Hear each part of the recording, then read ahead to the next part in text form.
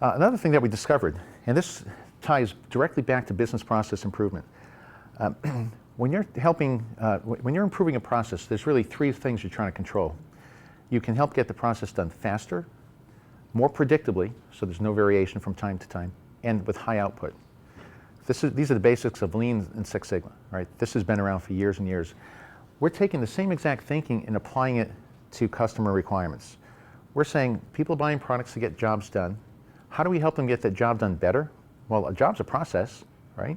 How are they going to get the job done better? They'll get it done better if it's faster, if it's done predictably from time to time, and if it's with high output. So what we want is we want requirements that are describing to us, or metrics that are describing to us how for each step of this process, each step of this job, people are measuring success from a speed, stability, and output perspective, right? And that's it. Those are the only three categories of requirements that exist, because that's the only way you can help get a job done better, faster, predictably, with high output. Now, because we know that, we actually know what questions to ask. We can ask a customer, when it comes to speed, for example, if we know that speed's certainly an element, we can say, well, when planting the corn, or when harvesting the crop, or when loading the songs on the medium, what makes that process step time-consuming? What makes it slow? And they'll get into the conversation about what makes it slow, and you can actually extract the outcome of the metric that they're using to judge success. In the case of the corn seed, they'll say, well, we're trying to minimize the time it takes the seed to germinate. It takes the seed too long to come out of the ground. Or minimize the time it takes for the plant to come out of the ground. So we're asking a set of questions that's stacking the chance of success in our favor. Right? So we've got speed, stability. If I want to know about stability, I can say, well, when you're growing the corn or planting the seed, or when you're brushing your teeth, or whatever the job step is, a process step, what makes that step unpredictable? And you'll get statements such as, well, we want to increase the percent of plants that emerge at the same time. It goes off track because they come up at different times. So we want to increase the percent that come at the same time. Or when it comes to output, what makes harvesting the crop wasteful, costly? And then we have these great questions that we ask across the whole process. What makes it problematic? What makes it frustrating? What makes it challenging? What makes it uncomfortable? And so on. And so there's a whole series of terms that really flesh out the metrics that they're using to judge success and keep you away from those solution kind of statements that are typically captured during those kind of interviews. Another point, I really think that companies have been misled to think that anyone can go talk to customers and get good inputs. And they have programs that say, let's get all the engineers or marketing, let's get everyone out and go talk to customers. That's bad. Now, the reason that's bad is because this takes skill. It's just like any other skill. It's like, it'd be like asking your marketing people to go out and do engineering. Or worse yet, taking your engineering people and asking them to go out and do marketing. Not everyone's qualified to go sit and talk to customers and extract these kind of inputs.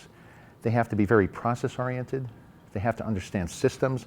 They have to be able to deconstruct jobs into their process steps. They should be metric-oriented. They have to be able to listen for metrics. If they can't, then they shouldn't be out doing that job.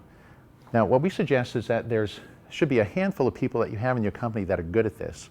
That's their full-time job. They go out and capture all these inputs that are used in the innovation process, rather than have hundreds of people marching out and talking to customers without knowing what kind of input they're trying to capture. Right? So if you look back on the way this has been done, it's really nonsensical to say, let's send everyone out and go get as many inputs as we can get, and by doing that, we must have all the inputs. Well, that's not true. Unless there's a few trained people that know what kind of inputs they're looking for, and there's agreement on what a need is, you could send out 1,000 people, and you still fail to come back with the customer needs statements. Okay, so a little different thought there. So the truth about customer needs?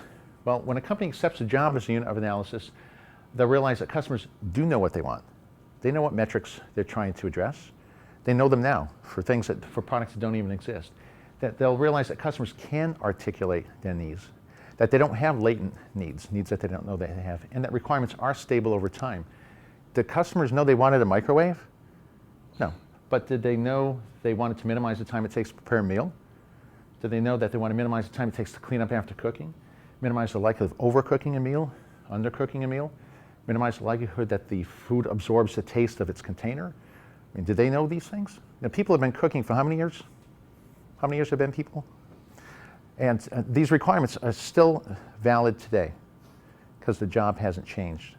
So could people have predicted that, yeah, they'd love the microwave? I don't know. The microwave sounds kind of scary. Do you want your food microwaved? That was kind of a bad name, wasn't it?